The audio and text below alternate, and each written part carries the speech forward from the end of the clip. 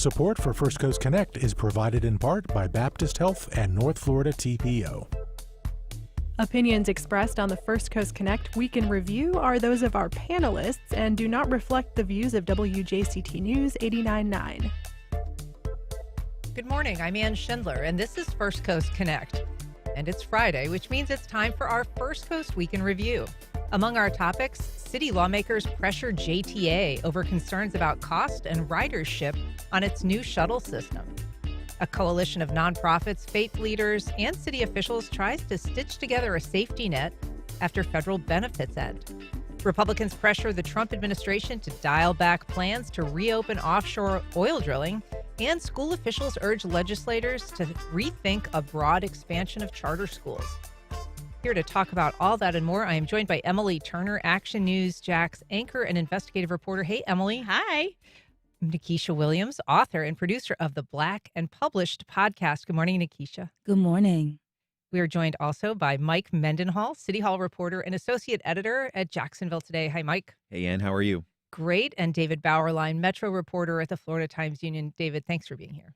Good morning, everybody. All right. Emily, I'm going to have to start with you since you've been reporting on this for now more than a year. The understatement of the century. Yeah. JTA has been your on-air baby, and you've reported for a while now on the cost of this autonomous vehicle system, cost overruns, whether the vision is even achievable with this so far $66 million project. But most recently, you raised questions about whether the authority may be trying to juice its ridership numbers. Yeah, I mean, if you ask them, the answer is no. We are not boosting our riders with our own people. But the premise of this, I found, starts with an internal email.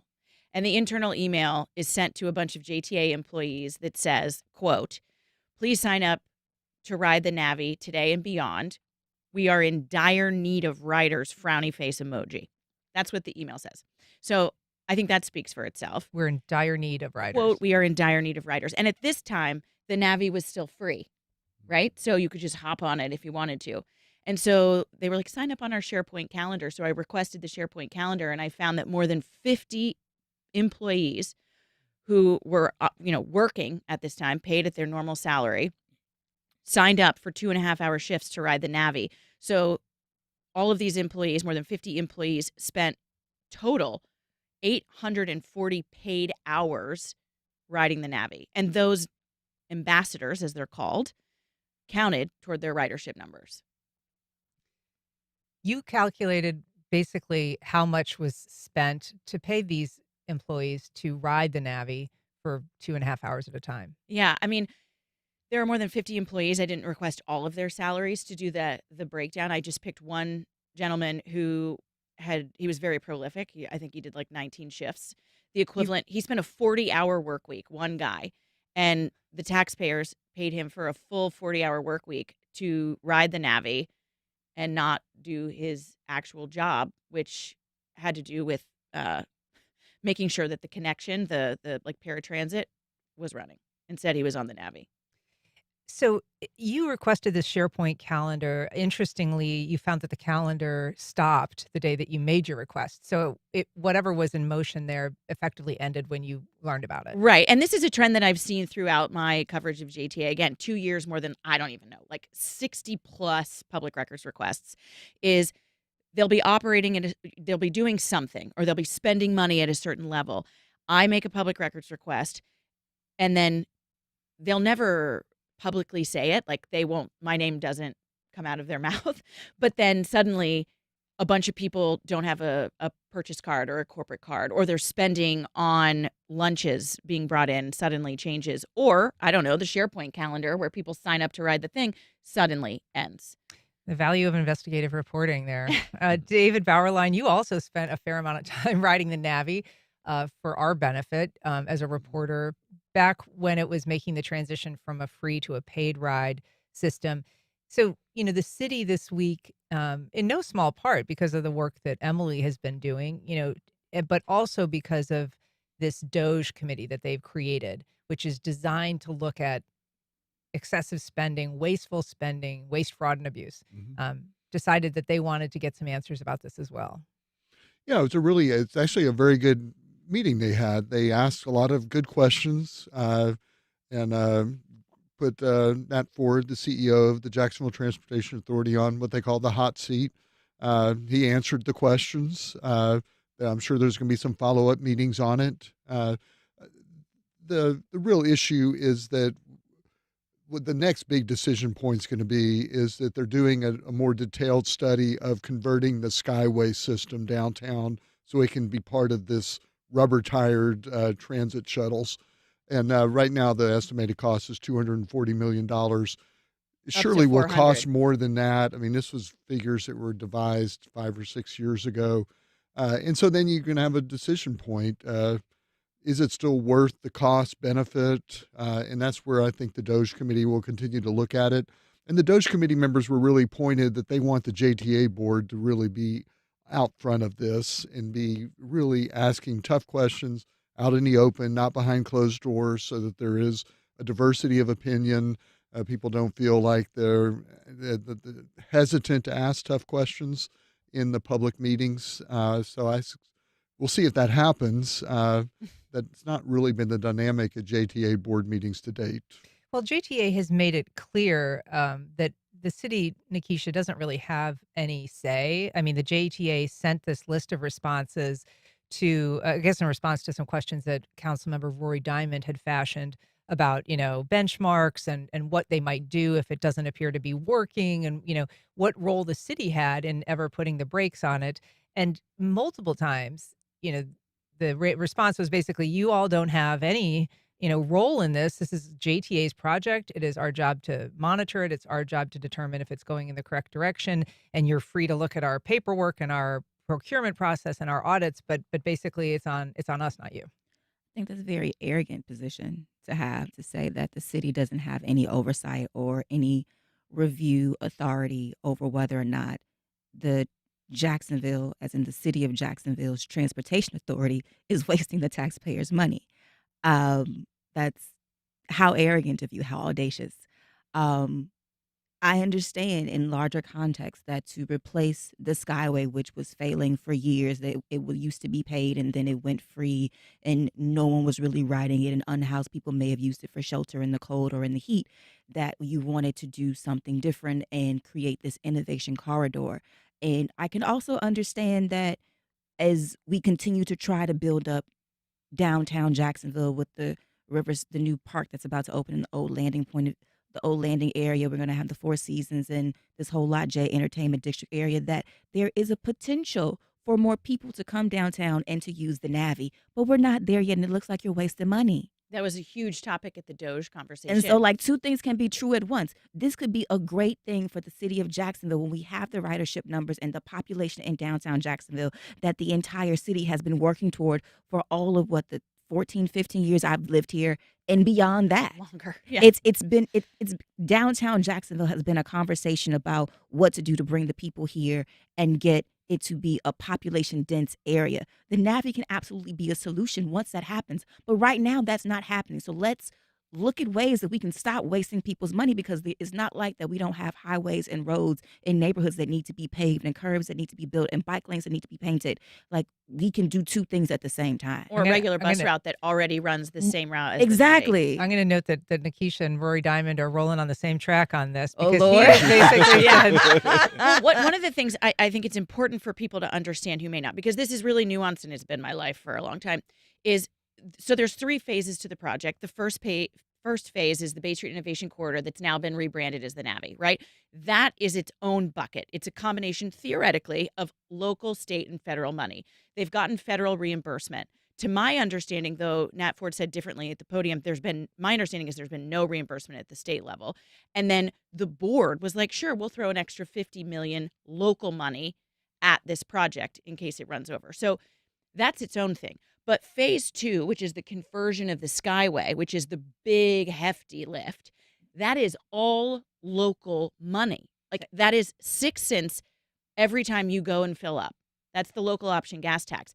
And so that, I think, is what DOJ is really honing in on, is this is money that's all Duval taxpayers or people who are in Duval.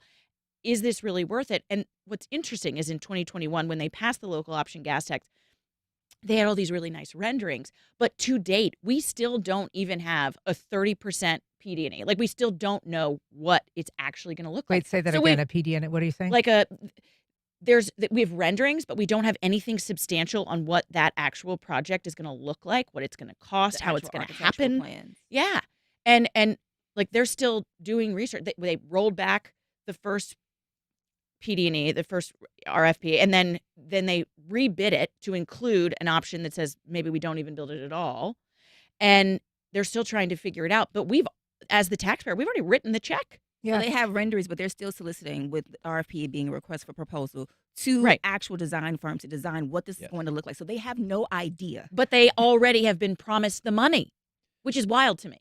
And even Nat Ford himself has said that the Skyway elevated Skyway track has about 25 years Yes. left of usable life, which, by the time that program is designed and built out, how many more years will have gone by and it's taken down on that elevated roadways, lifespan. I mean, by their schedule, it would suggest that maybe there would be about 15 years left of its life by the time that is in place. I mean, 10 years down the road, about as optimistic as you can get for the build out of phase 2, right? So the real question is, like, are you just throwing good money after bad?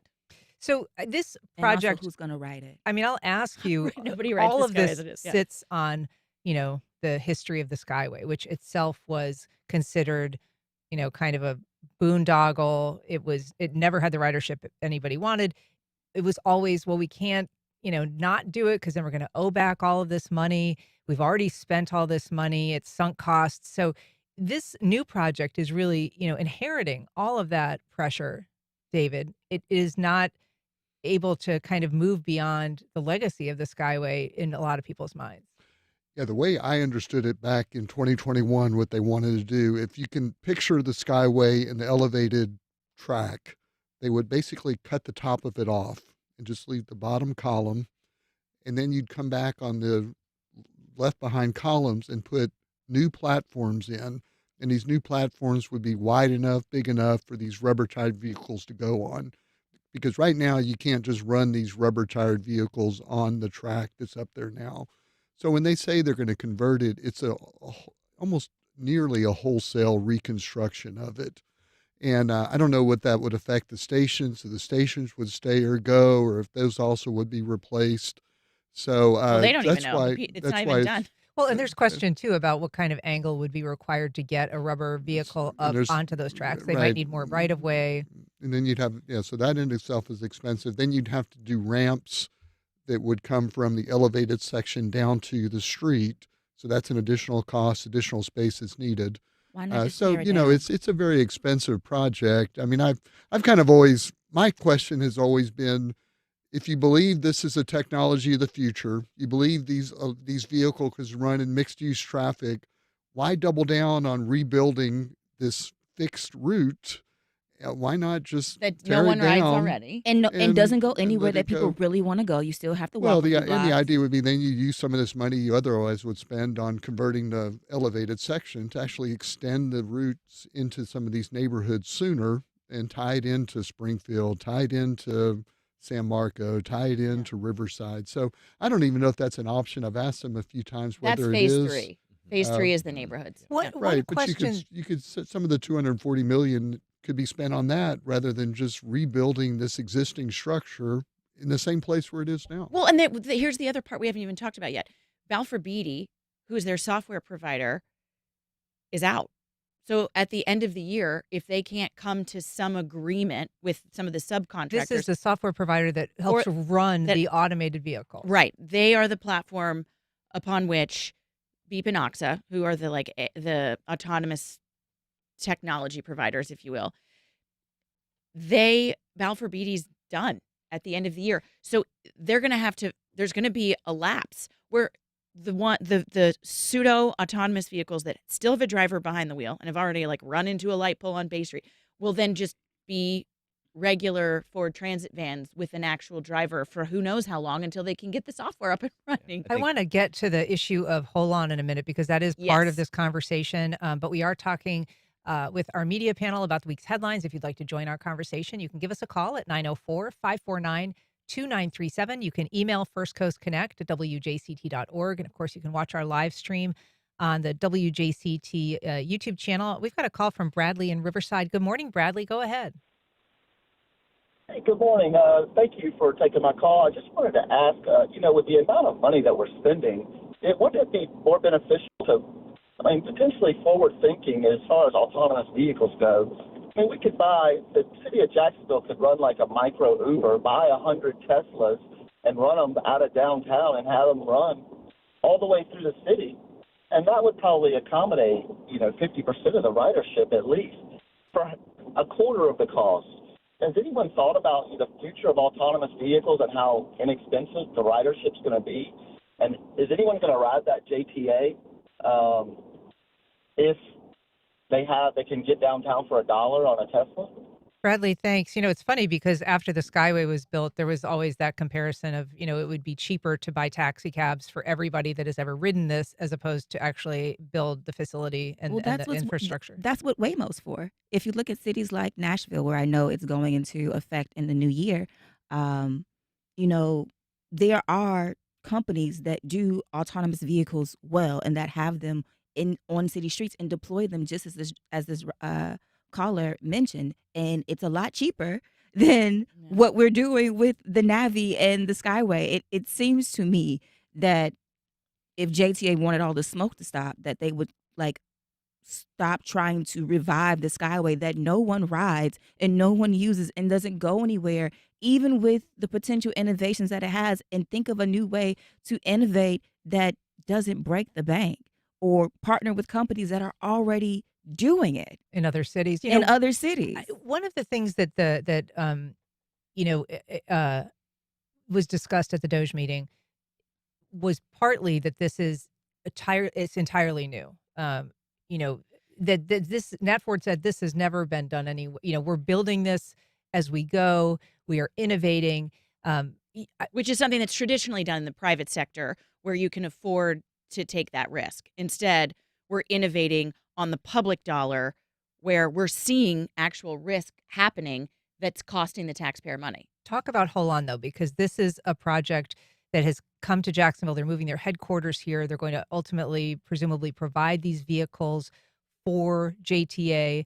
And, both the JTA... Not presumably. They've already signed the deal. Yeah. But, as long as the vehicles have the software and all of that continues. But the mayor has also supported this. They're saying that it could be, over $1 billion in its lifetime in terms of its economic impact. Yeah, so Holon is a German company, and they're currently based in Michigan, and part of the city worked with them to provide incentive deals to bring their manufacturing facility and their headquarters down here to Jacksonville.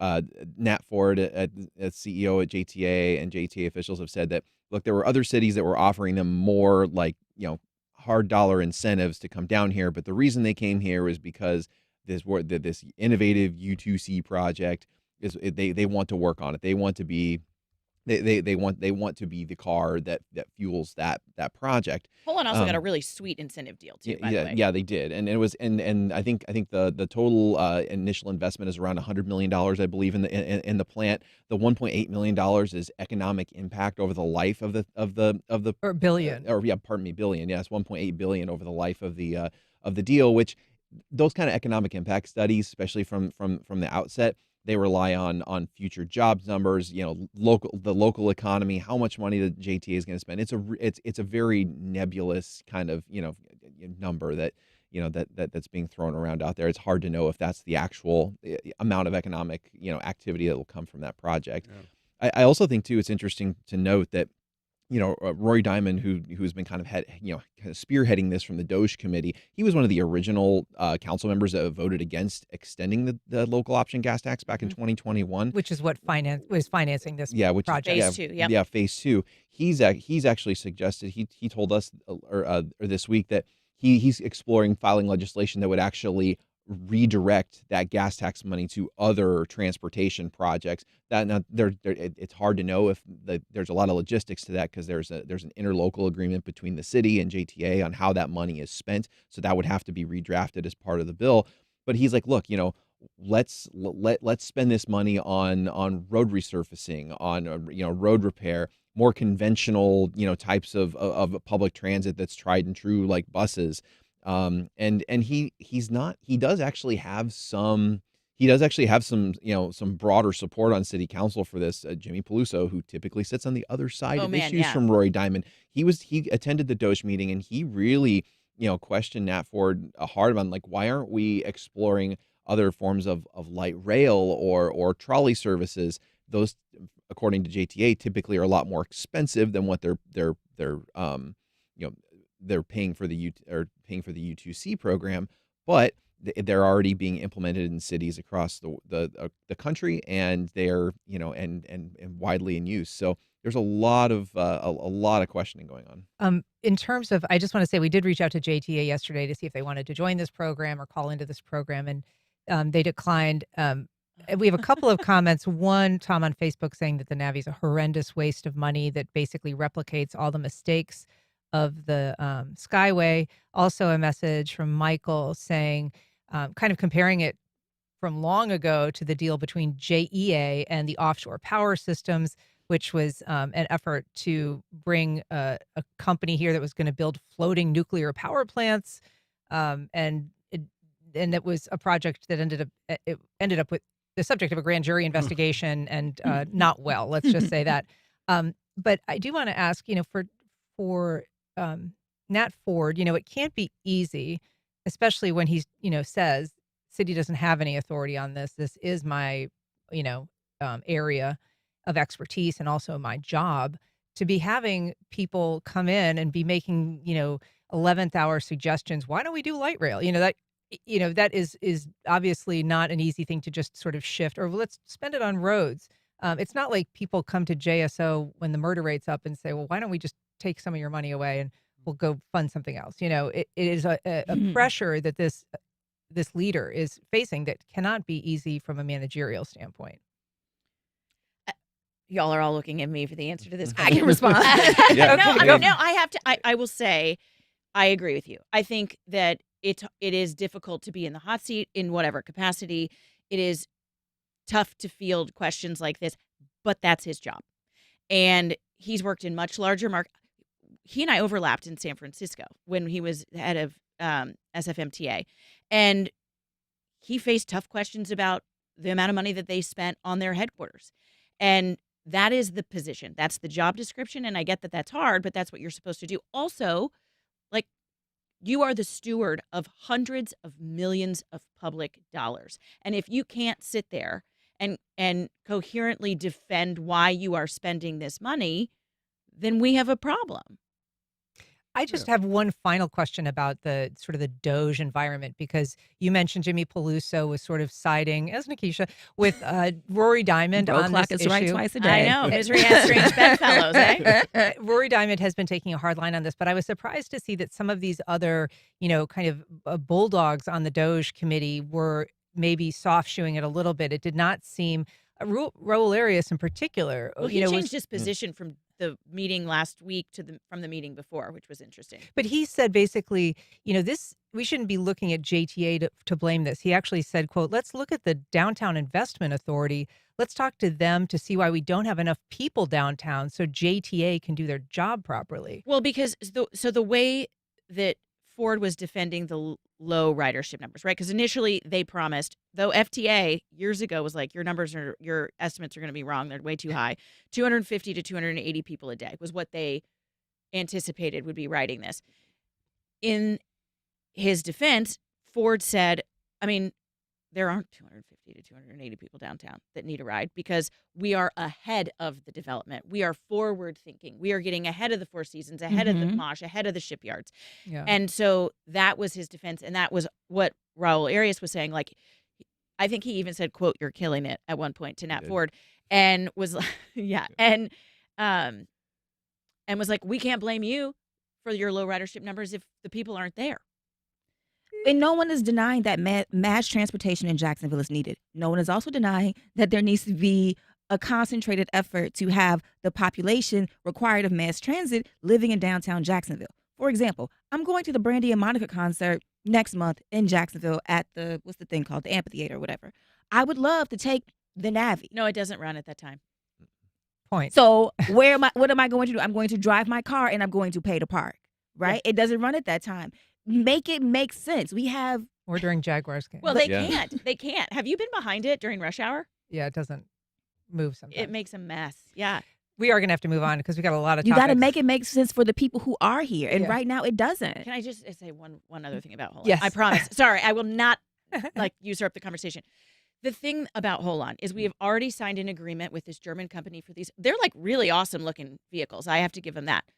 The problem is they are not allowed to be on the roads right now because in the United States, there is not a fully autonomous vehicle for mass transit that has been approved by the National Highway Transportation Safety Board, NHTSA. Yeah.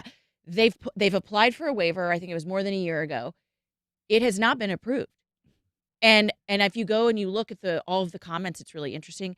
A lot of local, like Miller Electric has written in favor of it. The Civic Council has written in favor of it. The wording is all very similar in all of these people who have like weighed in on the public comment thing. But we have already committed more local money to a company that we're going to buy vehicles that possibly wouldn't even be allowed to run. Right. And will they actually come here and build the plant if there's any uncertainty that they're not going to get the Yeah, waiver? if they don't get that waiver, that's the big question. Right. I just want to read one quick comment from James. He said, I've never felt wholly confident in the visionary thinking behind JTA's system. Like many Jacksonville agencies, they have a board that is very compliant and not rigorously strategic or strategically rigorous. If you're just joining us, I'm talking to Emily Turner, Nikesha Williams, Mike Mendenhall, and David Bauerlein about the week's headlines. You can join our conversation on air at 904-549-2937. You can email questions or comments to First Coast Connect at WJCT.org, or you can reach out on Facebook, Instagram, or X at FCC On Air. Okay, I want to move on now to local impacts of the shutdown, whether that's SNAP benefits that have disappeared or flights that are possibly going to be delayed. This week, there was a lot of local, I think, very heartening community support, whether it was the mayor and some city officials working with the faith community and some nonprofits to try to provide a safety net. The Pagic firm offered up, $100,000 to help kind of provide money through the Riverside Arts Market for people who are on SNAP but can't get money. JEA has changed their cutoff for non-payment. Yeah. Yeah, and they're not doing late fees anymore. Right. So there has been, I think, a very positive community response, but, there is a reality, David, that, there are people as we move into the holiday season, whether it is food or flights, there are people that are going to be feeling these impacts. Yeah, obviously federal employees have already felt it if they're not getting paid. And this is a pretty big federal workforce in Jacksonville. And then you add on to it the fact that SNAP benefits are going to be, if not eliminated, cut back. A lot of uncertainty about that. And there's some pretty striking figures that we learned about this week in terms of the number of people. There's like 57,000 households, about 160,000 people in Duval County who rely on SNAP. 1 out of every 14 people. Right, exactly. And then you, and like 8 of every 10 are seniors or children. So it's a vulnerable population. So that's starting to kick in. It has been heartening to see the community response, but that's a really big gap to fill if this shutdown continues on. Today, we're going to start to see some of the impacts of the flights, which are not going to be. There's 40 airports that they cut 10% of the flights. Jacksonville International Airport is not one of those 40, but we all know that if you want to fly anywhere out of Jacksonville, you're probably flying through one of these airports. It is Like being Atlanta. cut back, Yeah. like Atlanta or Dallas Fort Worth. So it's going to have a ripple effect, obviously. So it's you're starting the pain is spreading from this shutdown, and there doesn't seem to be any breakthrough up in Washington at this point to resolve it. The air traffic control issue has been a big pressure in previous shutdowns. We pulled a map this morning from FlightAware where they do their misery map, and this morning it was looking not too bad so far. I mean, in terms of, a couple hundred delays, 100 and whatever that says on the screen there, 140 cancellations roughly. So, but there are way more people, Mike, that are going to be missing food benefits. I mean, these are benefits that on average give a household $194 a month. So there's not a lot of wiggle room there. No, and I mean, and like you mentioned, the city has created this Duval Care Coalition that's trying to bring these nonprofits together.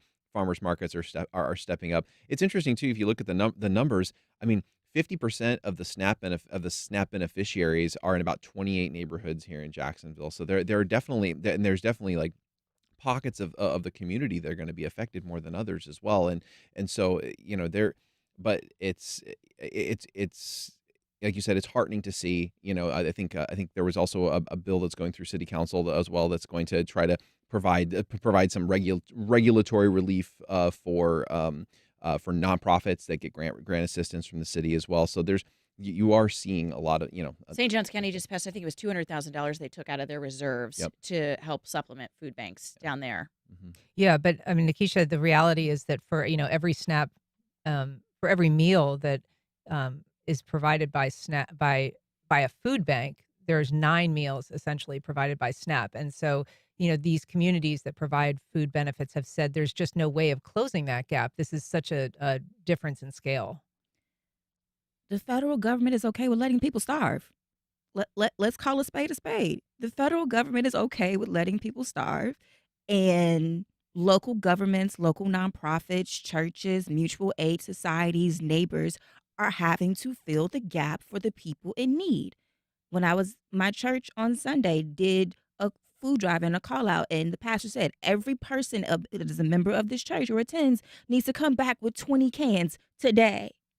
I left service at 9 a.m. I went back. I went to the grocery store. I went back, and I was in a line of cars to drop off canned goods so that we could meet the need of the people that are supposed to receive SNAP benefits but are not due to the government shutdown. And people are so quick to say, well, the government needs to reopen. So, okay, what's at stake when the government needs to reopen? Okay, you get your SNAP benefits back, but then if you have any type of public health care, your health benefits are going to get cut, and they're going to double. So pick your poison. Do you want health care? Do you want food? Yeah, and these SNAP cuts, I mean, are a little bit of foreshadowing of what's to come because we know that the program itself is being cut It's way also back. being cut. Yeah. Like if we want to blame it on the Democrats, okay, let's say the Democrats say we're going to come and we're going to vote for this bill that we don't agree with and open the government again. Your health care benefits, your public health care benefits, whether it's the Affordable Care Act, also known as Obamacare, or your Medicaid benefits or your Medicare benefits are going to be cut. SNAP is also going to be cut. So pick your poison. It's really interesting because I think there's such a disconnect between what happens in Washington. Like, to so many people in their regular life, this is like this theoretical thing that you see on national news, and like we'll throw a story in there about whatever's happening in Washington, but it kind of doesn't affect your day-to-day life in a way that people notice and Unless feel. it does. And now it does. That's what I'm saying. Now, if you're getting on a plane, if you need assistance, when you're paying your copay, now people are like, ooh. I flew back from New York 3 weeks ago because I was doing some traveling for my book stuff. New York is very busy. I was at JFK. My flight, I boarded on time, and then I sat on the tarmac on the plane for an hour and 15 minutes because there are not enough air traffic controllers to get the air traffic out of New York to come back home to Jacksonville. So no, I don't feel it when I fly out of Jacksonville, but if I have a layover in Atlanta, my layover could be delayed 3-4 hours. Who knows? And you're also coming up on a very busy holiday Right, season. we're about to come up on the Thanksgiving season. People are talking about, oh, well, Amazon say, their Thanksgiving meal is $24. Walmart's meal is $21. But do you have that extra $21 to spare to make this feast when you don't have food day to day to day? Yeah. Like, we're talking about, what's today? Today's Friday. We're talking about meals tomorrow, not meals in 3 weeks. Right. We've got a comment from the events manager for the city of Jacksonville, West Reed. He said, FYI, parking for Daly's Place concerts is free at Lot J.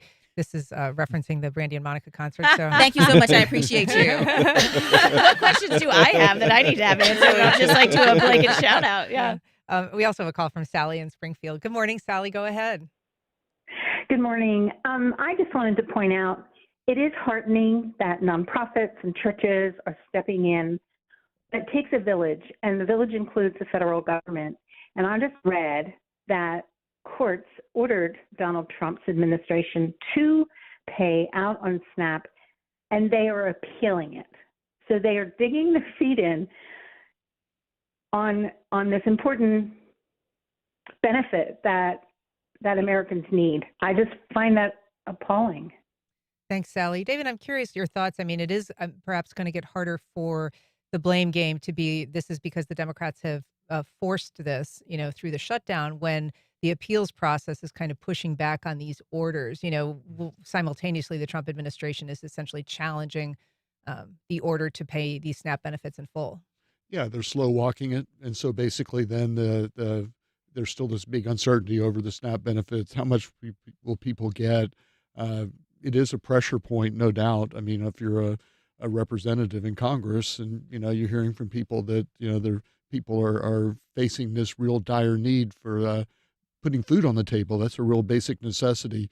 I think this is the first time since 1964, when this program under different names was first started, that it's ever been used, curtailed, cut back during a government shutdown. So this is a new dynamic to It's it. intentional cruelty by an administration And that doesn't there's care. an You argument have the executive branch, both chambers of the legislature, and the Supreme Court. You can't get your agenda passed. That's a problem for you, not the Democrats who are actually trying to save programs that actually help people. And you're also seeing the Trump administration, or President Trump in particular, trying to put pressure on his own party in the Senate to say, "Well, just get rid of the Senate filibuster, so you don't even have to negotiate with Democrats," which kind of pushes further to that point that the party in power is the one that actually could control this and stop it if they wanted to. But if they get rid of the Senate filibuster and change the rules for the Republican Party, they are then afraid that down the line, come 2026 or 2028, if anything changes or flips, now the Democrats have that party. And you don't want people to have power, because this is what this is really about. No, I mean, our whole government is based on checks and balances, right? Like, there's a reason but these there are no filibusters checks. exist. There are no checks at this moment. There is a powerful president who has had executive overreach backed up by the courts, and then whenever he is checked by another branch, he then appeals that decision.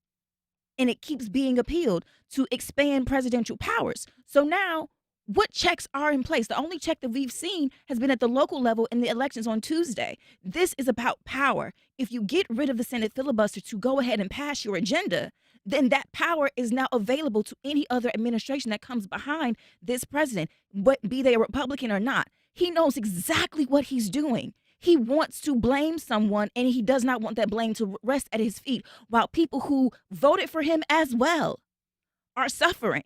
It's about power. It's intentional cruelty. It's intentional harm. And people are finally waking up to see, oh, wow, this affects me too.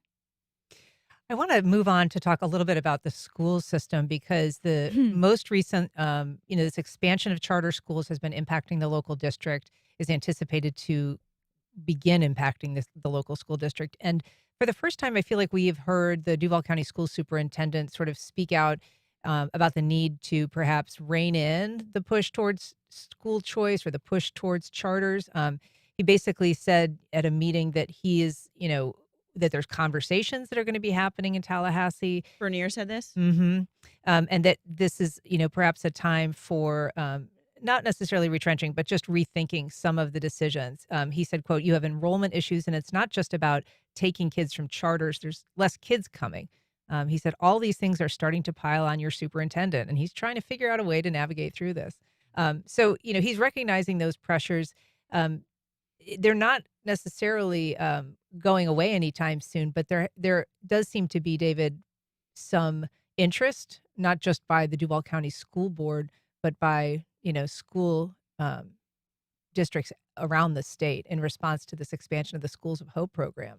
Yeah, his argument would be, there's probably unintended consequences lawmakers didn't think about, and we want them to look back at what those unintended consequences might be. And it's kind of the distinction between you have a completely empty school building and providing that for a charter school versus having a half-empty school building and providing that for a charter school, where the school boards, the charter school's not paying for utilities, not paying rent, and, basically then how that affects overall the ability of the school district then to convince families to come back to those school buildings and fill them back up. So, it does create even more of a pressure on the public school system, traditional public schools versus charter schools, to be able to keep the students they have and ultimately grow that enrollment. I mean, that was one of the arguments when they passed the half-cent sales tax to redo all these schools, build schools,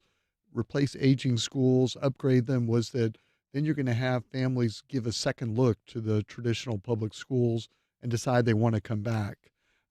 So there's a lot of countermeasures there. No, so obviously they want the state legislature to take a look at that. I don't think they've got a real concrete plan for what they want changed, but it is interesting that the school superintendent is saying, look, puts a new pressure on us that really hurts our ability to continue to educate through the traditional public school system. It's tough to thread, though. I mean, because there is so much widespread support for school choice. There's so much political support for charter schools, vouchers. Emily, it's not easy for a superintendent, especially of a district where the majority of the school board members are sort of aligned with that movement or supporters of that movement. You can't put the cat back in the bag. Like at this point, you've created the situation with school choice, and so many people have taken advantage of it. To roll that back would be a whole nightmare. And it's interesting because I had Paul Brenner, who's running for governor, on my show this week in the 904 last week, and we had a conversation. I think school choice is going to be a centerpiece, or should be anyway,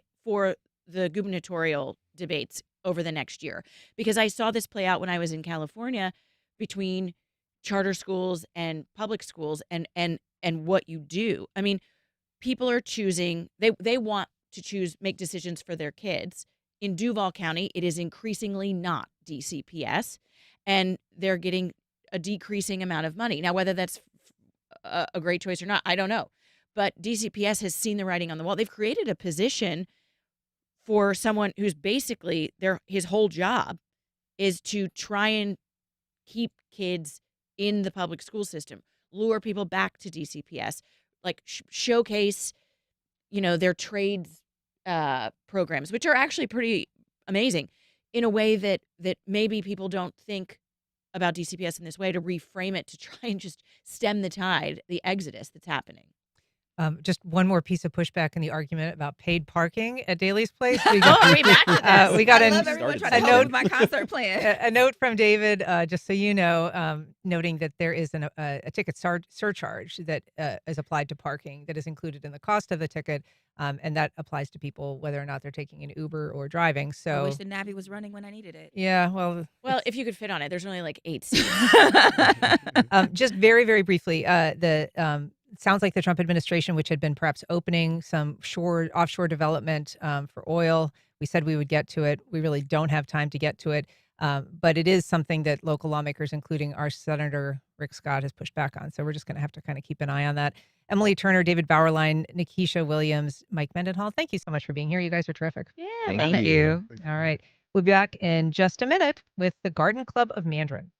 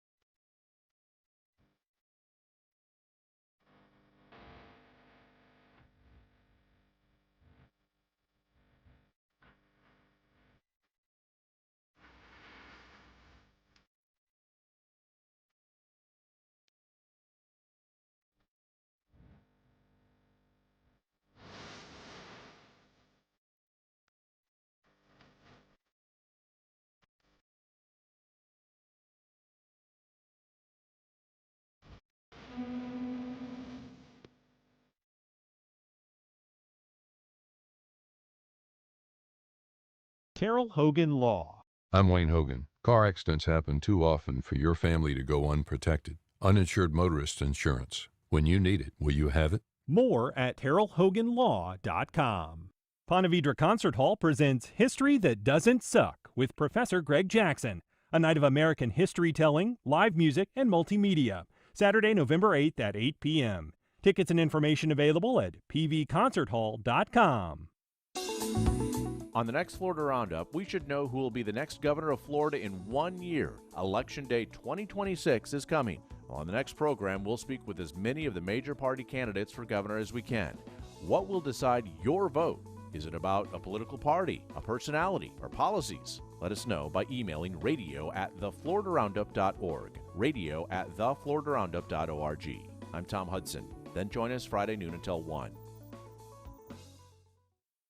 The White House asked Congress to pull back federal funding for public media that had already been approved, and Congress has gone along. We want you to know that NPR and this station remain committed to informing the public, increasing your understanding of the world, and hopefully enriching your life in other ways. But without federal funding, we're relying on your support now more than ever. Please make your gift to this station today. Here's how, and thank you. Visit wjct.org/sustain and thank you.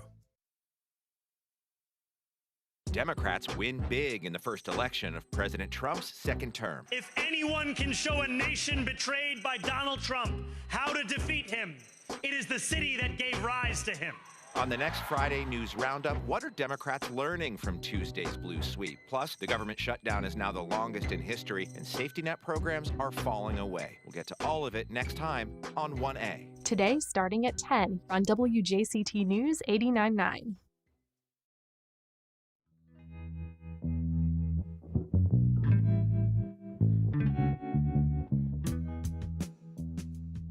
Welcome back. Well, from dirt roads and citrus groves to modern-day Mandarin, the Garden Club of Mandarin is celebrating 80 years of beautification. Here to tell us about it is Marvine Thompson, the club's president. Good morning, Marvine. Good morning. Thank you for having us. Thank you for being here. We're also joined by the group's first vice president, Sandra Varner. Good morning, Sandra. Good morning. Thank you. And Jesse Hilliard, the circle leader for the Mandarin Garden Club. Good morning, Jesse. Good morning. Thank you for having us. So, first of all, congratulations. Happy anniversary. Thank you. Marvine, can you give us just a brief background on the group's founding? Our garden club was founded in 1945. It was originally part of the Mandarin Community Club. It was a beautification committee. And when the ladies were looking for a building to have their own, they had a flood back in that day, and they looked for a property to build their own building to start their own garden club to help the beautification of the Mandarin area. Yeah. And it's still standing. The building's still standing to this day, 80 years later. And we're still doing beautification projects. We have beautiful gardens. And we all love it there. We just love it. Yeah. Sandra, Mandarin has been a community that is sort of particularly focused on how it looks, how it feels to live there. There's always been a lot of community interest, say, in preserving the trees of Mandarin. You know, there's a lot of civic investment in just making and keeping the place looking nice. How has the Garden Club interacted with that or advanced that goal? Over the years, the ladies helped maintain back in the 70s and 80s.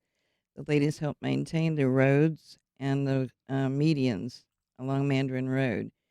And we helped preserve the oak trees especially and trimming them and weeding the medians. So the ladies were very civic-minded and very active, even though back then they wore dresses and gloves and hats and all of that, and it was so cute to look at the pictures, but they were very involved. They even had one time in the 70s where they adopted a road. They adopted part of San Jose Boulevard to maintain. So we're still trying and striving to do that now with the new people. We have a good group of people, and they're really excited about things to come in our community. Jesse, I guess you count as one of the new people. I do. Yes. So tell us a little bit about what appealed to you about joining the Garden Club, and what is about it is it has kind of a current appeal. Okay. The Garden Club, for me, I was introduced by a close friend, and it's been just a great sense of community since joining 3 years ago. And it's just a wonderful place to be. There's so much to do. There's so many activities to get involved in. And it's just a sense of belonging and friendship and community. And do you have to come to the club with great gardening skills? Do you have to have a green thumb? No, absolutely not. It's all walks of life, all levels of gardening. You don't have to know anything. You can know everything. We welcome everyone. And there's so many activities and events that we do that anyone can get involved in. So what does the club do, Marvine, for people who aren't familiar or just aren't familiar with even the concept of a garden club? What is it? What do you do? We do more than gardening. We have beautiful gardens. We have great people that keep our gardens up. Then they are beautiful. We also have activities. We have 4 different circles that meet 4 different times of the month They have speakers about gardening, horticulture, any type of community involvement. We have sales, we have fundraisers during the year, excuse me, that everyone is involved in. We raise funds. We have clothing sale, we have trash to treasure, we have plant sales, and everybody can. We have crafty ladies. We have a craft circle that meets once a week, and that do goodie bags for Meals on Wheels every month, and we support the food bank in Mandarin. The group itself and the building, was actually sort of a very strong movement by a couple of the women who at the time signed the mortgage on the building without their husbands knowing, which was a radical act Correct, at the time. correct, yes. How does that, just the identity of women and kind of their role, inform the work that you guys do, or just sort of the approach of the club? Sandra. Oh, okay. I didn't know you were talking to me, but that's fine. The idea of it, to think that two women went to the bank and signed a mortgage without their husbands even knowing it. They knew that they were interested in property and stuff.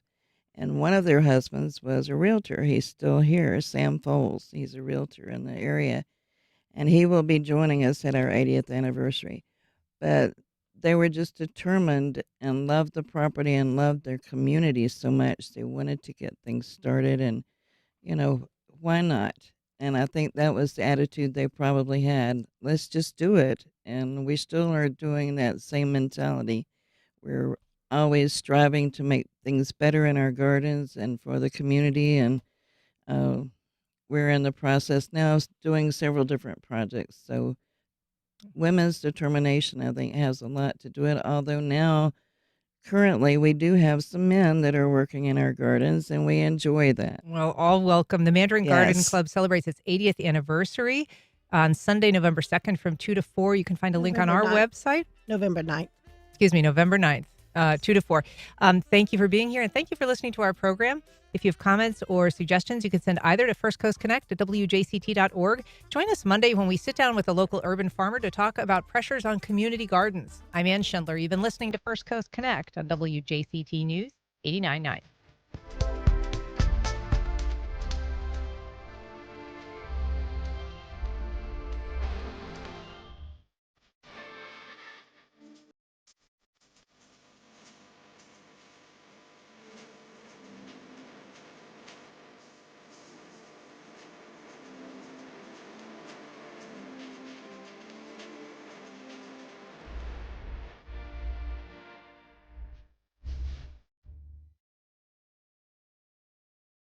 Support for First Coast Connect is provided by Baptist Health and the North Florida TPO.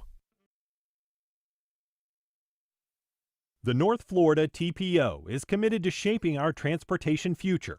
We're focused on planning, funding, clean fuels, and new technologies for a vibrant, connected community. Learn more at northfloridatpo.com. Baptist Health is a proud supporter of First Coast Connect. Baptist Health, committed to building a healthier community for all of us. More info at 202-4YOU or baptistjacks.com. Congaree & Pen, dedicated to agriculture and culinary endeavors, offering field-to-fork dining and outdoor experiences on over 300 acres. Sip, dine, explore. Information at congareeandpen.com.